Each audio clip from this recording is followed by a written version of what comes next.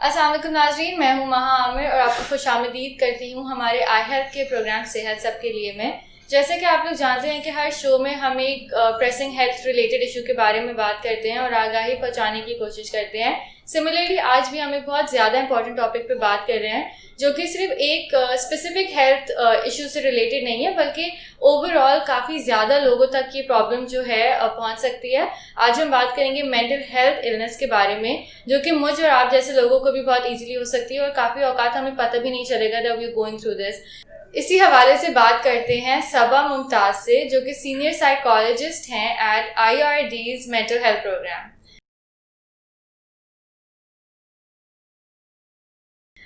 सबा, सबसे पहले मैं आपसे यही सवाल पूछूंगी कि मेंटल हेल्थ इलनेस होती क्या है?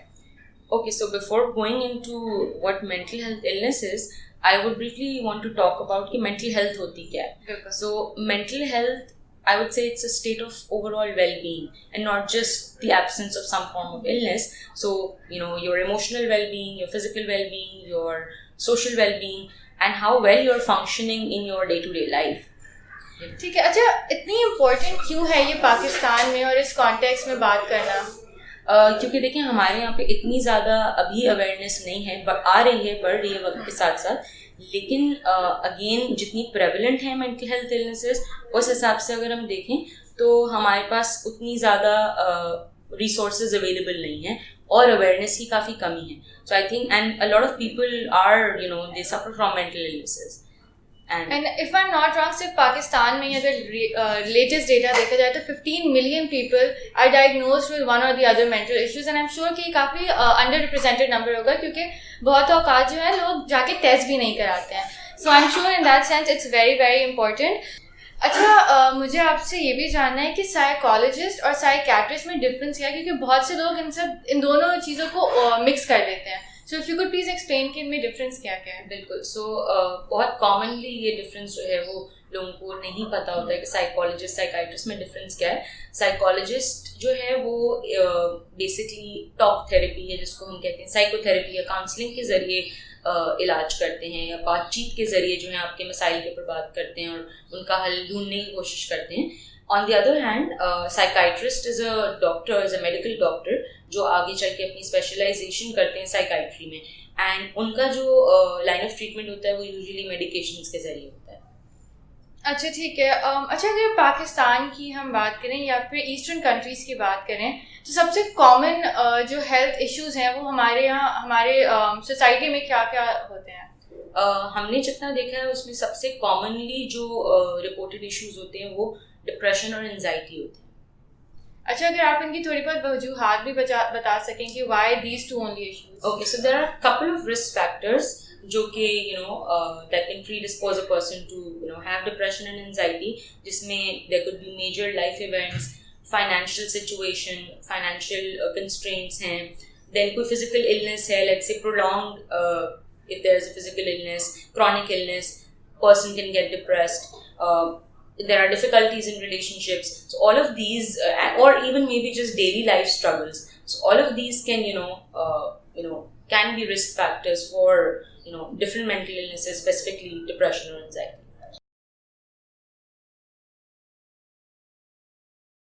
अच्छा, अब हम बात करेंगे कि मेंटल हेल्थ इश्यूज जो हैं उसके साइंस और सिम्टम्स क्या होते हैं, इन द सेंस कि अर्ली डिटेक्शन कोई कैसे कर सकता है? Okay, so if you talk about common signs symptoms, अगर मैं डिप्रेशन की बात करूँ तो सबसे कॉमन जो हमारे पास साइन होता है डिप्रेशन में, that is loss of interest. So for example कोई पहले एक्टिविटी या काम आप करते थे, now you don't feel like doing it any more और you don't enjoy it, so there is loss of interest in that activity. That's the most common symptom. Then उसके साथ फिर और बहुत सारी चीज़ें associate हो सकती हैं. For example, changes in appetite. कुछ लोगों को बहुत ज़्यादा भूख लगती है, कुछ लोगों को बहुत कम भूख लगती है, कुछ लोगों का वेट गेन हो जाता है, कुछ लोग बहुत जल्दी वेट लूज करना स्टार्ट कर देते हैं. रोना आना, बहुत ज़्यादा उदासी महसूस होना, चिड़चिड़ापन हो जाना, गुस्सा आना छोटी छोटी बात पे. इसी तरह से सिवियरिटी की तरफ अगर हम जाएं डिप्रेशन की तो उसमें सुसाइडल थॉट्स आना. सो ये सारे आई वुड से ये डिप्रेशन के आप साइन सिम्टम्स में आपको नज़र आ सकते हैं. सो इफ़ यू फील कि किसी के मूड में आपको चेंजेस नज़र आ रहे हैं, somebody used to be very talkative and they used to be very social, now they're very quiet, they don't like to socialize, they don't like to talk. So perhaps maybe they're going through something.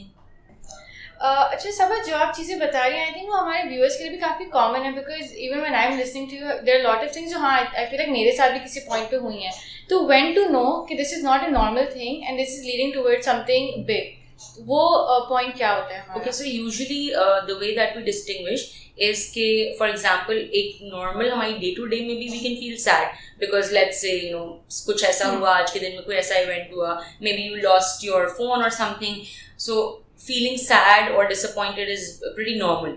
But if that sadness, if that feeling persists for a longer period of time, for about 2 weeks, then that's something that needs to be considered and something that should raise some कि ये this is not the day to day sadness. This is something that needs perhaps some clinical attention. So 2 weeks is the time depression के लिए you should probably note down.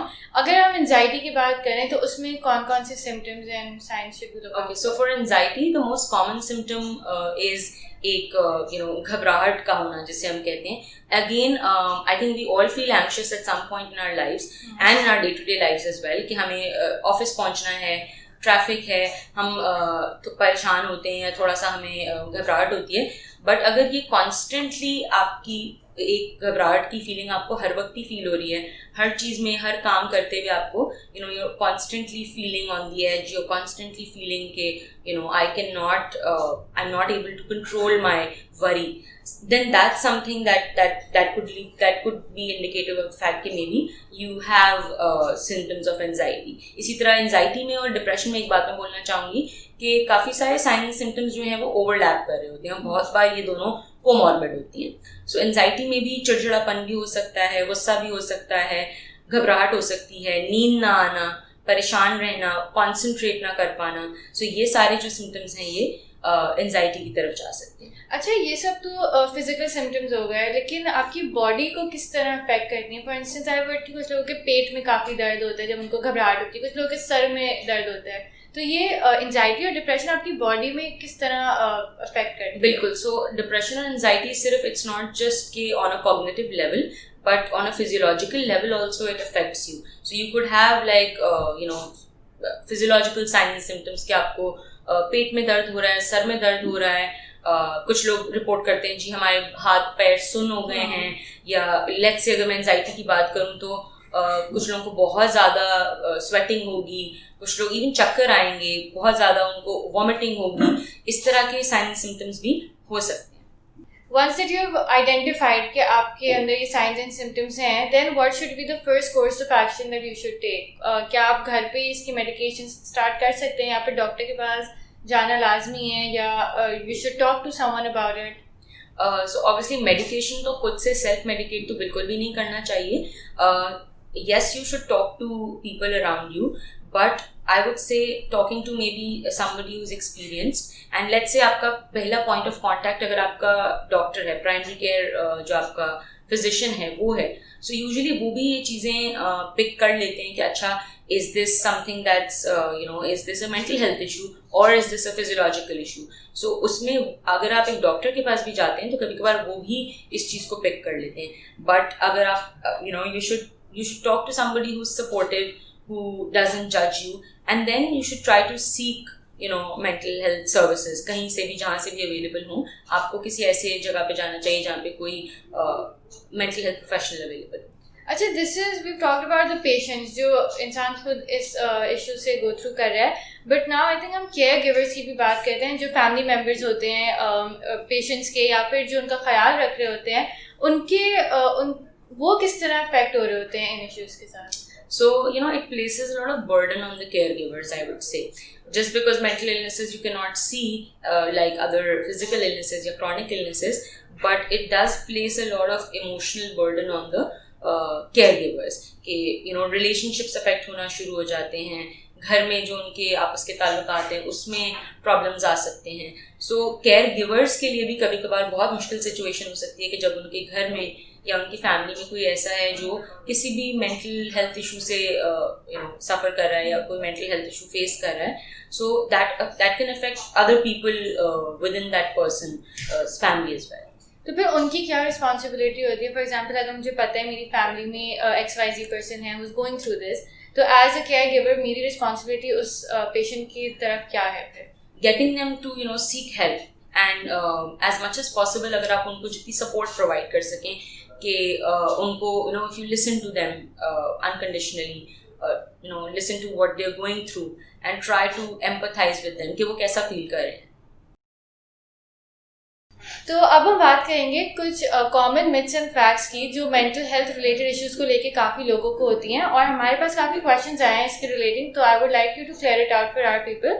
सबसे पहला, लोगों को लगता है कि मेंटल हेल्थ इलनेस जो है टू बिगिन विद ये होती ही नहीं है, सिर्फ या तो कोई सुपर नेचुरल चीज़ इसमें होती है या जादू टोना हो जाता है आपके ऊपर, आपको नज़र लग जाती है इसलिए आपका मूड जो है वो डिफरेंट हो रहा होता है, इसलिए आपको एंजाइटी या डिप्रेशन हो रहा होता है. तो please if you can clear this one out.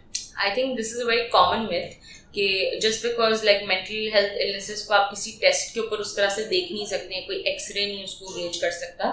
So a lot of times people attribute it to supernatural phenomena, and again instead of kind of taking responsibility कि okay this is something that's happening to me, we attribute it to external factors कि ये जादू होगा, ये कोई मेरे पे किसी ने कुछ करा दिया होगा, या this is something supernatural because you're not able to understand it. So उसमें again ये बहुत common myth है, और हमें लोगों को बताना पड़ता है कि जिस तरीके से आपको कोई भी फिजिकल इलनेस होती है उसका कोई ना कोई फिजियोलॉजिकल रीज़न या कॉज होता है, इसी तरीके से जब किसी को कोई मेंटल इलनेस होती है तो उसके भी अंडरलाइन फिजियोलॉजिकल कॉजेज भी होते हैं. आपके ब्रेन में डिफरेंट केमिकल्स होते हैं, उनकी कमी बेशी ऊपर नीचे हो जाने से ये सारी चीज़ें हो सकती हैं.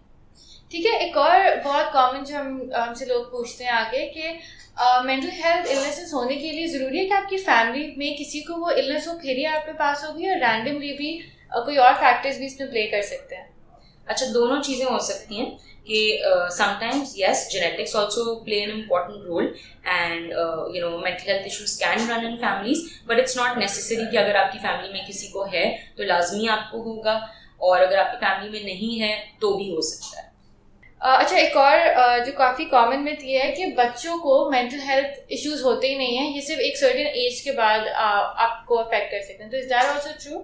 नहीं, बच्चों में भी मेंटल हेल्थ इश्यूज हो सकते हैं. ठीक है, तो मतलब कोई डिफाइनिंग एज नहीं होती है फॉर इश्यूज. ओके, एक और चीज़ I think which is very common and personally जो मुझे भी आपसे पूछनी है कि यूजुअली लोगों को लगता है कि मेंटल हेल्थ के जो पेशेंट्स हैं वो बहुत वायलेंट होते हैं, लड़ाई झगड़ा चीखना ये सब बहुत ज़्यादा करते हैं. So is that also true कि शुरू के साइंस में से ये भी एक साइन होता है कि अगर आप बहुत ज़्यादा एग्रेसिव हो गए then only you're a mental patient? No, not really. Again I would say this is a myth, और ऐसा नहीं होता है. बहुत बार आपके आसपास जो लोग होते हैं जो नॉर्मल अपनी डे टू डे एक्टिविटीज़ कर रहे होते हैं या आपको नज़र आ रहे होते हैं, उनमें भी हो सकता है कि डिफरेंट वो चीज़ों से गुजर रहे हों या किसी मेंटल हेल्थ इशू से गुजर रहे हों. सो इट्स नॉट नेसेसरी कि वो बहुत अग्रेशन या उसमें हों. हाँ, कुछ सिवियर कंडीशंस में ऐसा देखा जा सकता है, but that's generally usually not the case.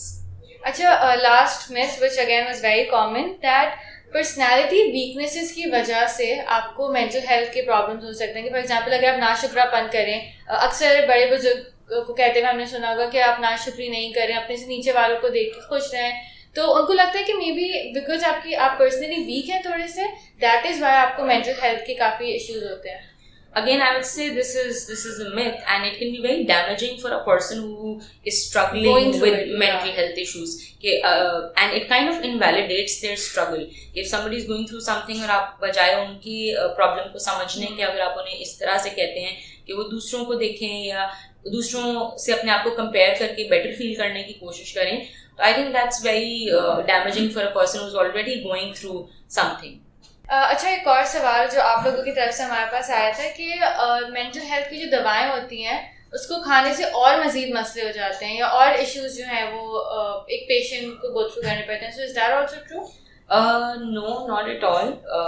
But this is again a very common misconception, and people are very hesitant to go for medicines. So ऐसा होता नहीं है कि मेडिसिन से obviously जिस तरह हर चीज़ की मेडिसिन होती है इस तरह मेंटल हेल्थ इश्यूज को डील करने के लिए भी मेडिसिन होती हैं, और वो अगर सही वक्त पे ली जाएं, जो आपका डॉक्टर है अगर उसकी सुपरविजन और गाइडेंस में ली जाए तो दे डेफिनेटली हेल्प. ना लेने के बहुत सारे नेगेटिव आउटकम्स हो सकते हैं, मगर ऑब्वियसली मेडिसिन लेने से कोई ऐसा नुकसान नहीं होता। मगर हमारे यहाँ पे एक बहुत मिथ है कि मेडिसिन लेने से आप और जो है वो आपकी कंडीशन ख़राब हो सकती है, जिसकी वजह से फिर हम देखते हैं कि लोग बहुत हेजिटेट करते हैं इस तरह की मेडिसिन लेने से। अच्छा, तो जैसा कि हम लोग जानते हैं कि कोविड की सिचुएशन में मेंटल हेल्थ काफ़ी ज़्यादा इफेक्ट हुई है बहुत ज़्यादा लोगों की। हमने भी देखा होगा, हमारे अंदर भी कुछ चेंजेस आए होंगे, फॉर इंस्टेंस डिप्रेशन या मूड आपका लो एंड अप रहने लगा होगा, या हमारे इर्द गिर्द लोगों में भी काफ़ी लोगों ने देखा था कि काफ़ी इफेक्ट किया था इस ग्लोबल पेंडेमिक ने मेंटल हेल्थ पे। सो इसका अगर लिंक आप हमारी ऑडियंस को थोड़ा अच्छे से एक्सप्लेन कर दें कि ऐसी जो लंबे अरसे तक बीमारी चलती है, इसका मेंटली क्या इफेक्ट पड़ता है? सो अगेन ये जो सिचुएशन है कोविड की, ये हमने पहली दफ़ा ऐसी सिचुएशन एक्सपीरियंस की है, और इसमें बहुत सारी ऐसी चीज़ें हुई हैं जिसकी वजह से हमने देखा है कि मेंटल हेल्थ इश्यूज़ बहुत बढ़ गए हैं। सो एक तो बहुत लोगों की जॉब्स चली गई, फाइनेंशियल इश्यूज लोगों को फेस करने पड़े, लॉकडाउन्स हुए, उनकी वजह से लोग मतलब this was something that was happened for the first time. So and there was this general sense of uncertainty कि क्या होगा, and as human beings we like certainty, हमें होता है कि हमें पता हो, हम प्रिडिक्ट कर सकें। सो एक अनसर्टेनिटी जो है वो बहुत मेजर रोल आई थिंक उसने भी प्ले किया, और फिर एक जनरल फियर एंड एंजाइटी कि हम देख रहे हैं न्यूज़ में जिस तरह से कि इतनी सारी डेथ्स हो रही हैं, लोगों को हो रहा है, उससे भी बहुत ज़्यादा एक फियर लोगों में होता है कि हमें ना हो जाए, हमारी फैमिली मेम्बर्स को ना हो जाए, और फिर उसका क्या आउटकम होगा। अगेन इन सारी चीज़ों ने आई थिंक काफ़ी एग्रीवेट किए हैं मेंटल हेल्थ इश्यूज़। तो स्पेशली इस सिचुएशन में, क्योंकि अभी भी कोविड की second wave, I am not wrong, that's in, so ख़त्म तो हुआ नहीं है, तो ऐसे लोग सेल्फ ट्रीटमेंट कैसे कर सकते हैं कि जब वो इतनी डिप्रेसिंग न्यूज़ सुने, how should they cope up with themselves in that? So again as a first I think one should just kind of limit how much news you're consuming. So limit your news time. Maybe just एक दिन में अगर आप घंटों news देखते हैं, and obviously अगर आप घंटों न्यूज़ देखेंगे तो फिर आपको वही चीज़ें आपके जहन में चलती रहेंगी, and you will think about those things. So it's better कि you designate a time slot कि okay for 10-15 minutes I'm just going to watch the news to update myself. Otherwise, like kind of disconnect from the news and rely on sources that are authentic. Because हमने ये भी देखा कि इस पूरे pandemic में WhatsApp पे यहाँ वहाँ बहुत ऐसी भी न्यूज़ और ऐसी चीज़ें भी सर्कुलेट हो रही थी which weren't true, and that increased fear in people. Mental health illnesses को लड़ने के लिए IRD और इंडस हॉस्पिटल की काफ़ी अच्छी कोलैबोरेशन है जो कि लॉन्ग टर्म है, जिसकी वजह से काफ़ी ज़्यादा पेशेंट्स को हम ट्रीट कर पा रहे हैं। इसके बारे में अगर आप हमारी ऑडियंस को बताएं कि किस तरह की कोलैबोरेशन है, किस तरह के पेशेंट्स आप लोग ट्रीट कर रहे हैं।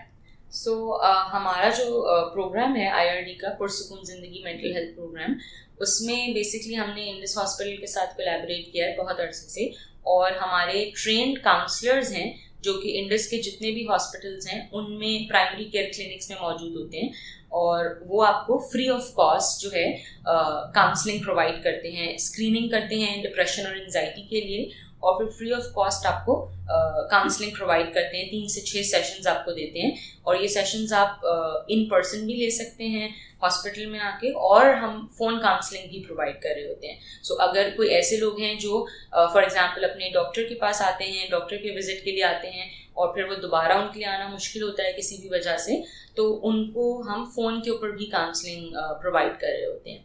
सो हमारे डिफरेंट जगह पर हमारी प्रेजेंस है।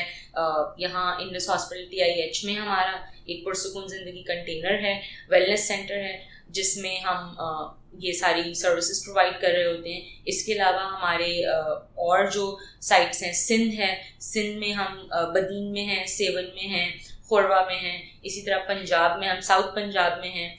सो वहाँ पे भी जो इंडस के हॉस्पिटल्स हैं वहाँ पे भी हमारे ट्रेन काउंसलर्स मौजूद हैं जिनसे आप आके हेल्प सीख कर सकते हैं, और फ़ोन पे भी आप कर सकते हैं। And I also like to add here, जब हमने देखा कोविड आया तो हॉस्पिटल्स पे फ्लो काफ़ी कम हो गया। लोगों ने ऑब्वियसली लॉकडाउन की वजह से और एक फियर की वजह से नहीं आ रहे थे, अपने डॉक्टर्स के विजिट्स के लिए भी नहीं आ रहे थे। So keeping that in mind we launched helpline, जिस पे कॉल करके आप free of cost counselling services avail कर सकते हैं। एंड अब 7 महीने हो गए that we are running that helpline, और उस पर हमारे ट्रेन काउंसलर्स मौजूद होते हैं जिनसे आप बात कर सकते हैं, और वो आपके डिप्रेशन, एंजाइटी और इस तरह के जो इश्यूज़ हैं उन पे आपसे उनको लेकर आपकी हेल्प कर सकते हैं।